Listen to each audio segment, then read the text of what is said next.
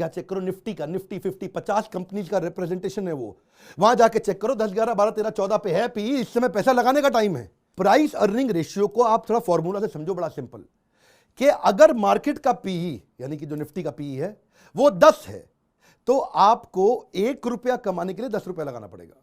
Market का PE अगर 30 है तो 1 रुपया कमाने के लिए 30 रुपया लगाना पड़ेगा।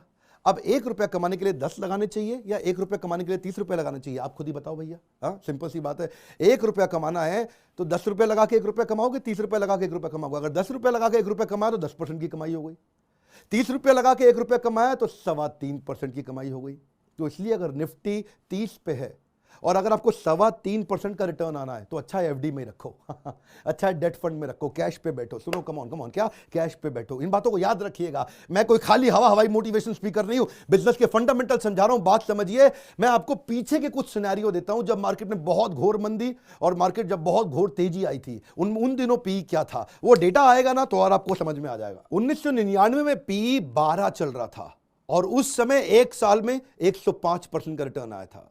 2003 में भी पी 11 चल रहा था, एक साल में 116% रिटर्न आया था। याद रखिए, 6, 7, 8%, 10% नहीं बोल रहा हूं। अक्टूबर 2008 में मार्केट क्रैश के बाद पी 10 था, बहुत नीचे था। उसके बाद जिसने पैसा लगाया एक साल में 130% पैसा कमाया। ये तो मैंने आपको उदाहरण दिए जब पी कम था और कैसी कमाई हुई। अब जरा उदाहरण दे देते हैं किस किस महीने में, साल में जाके गूगल पे चेक करिएगा जब पी ज्यादा था तो लोगों का नुकसान कितना हुआ। फरवरी 2000 में पी 28 पे पहुंच गया था। उस समय एक साल में -53% रिटर्न मिला, यानी कि जो पैसा लगाया आधा डूब गया। जनवरी 2008 में भी उस समय पी 28 था मार्केट क्रैश होने से पहले। अभी मार्केट क्रैश नहीं हुई थी, यह सिम्टम था कि पी 28 पे चल रहा है। लगाए जा रहे थे लोग, पैसा लगाए जा रहे थे, पी ऊपर है। इन्वेस्ट नहीं, डाइवेस्ट। याद रखो, -64% का नुकसान हुआ एक साल के अंदर, यानी कि जिसने जो पैसा लगाया वो आधे से भी कम रह गया। देखिए, लेकिन फिर भी लोग लगाते हैं पैसा। उनको लगता है क्या इस बार कुछ अलग हुआ।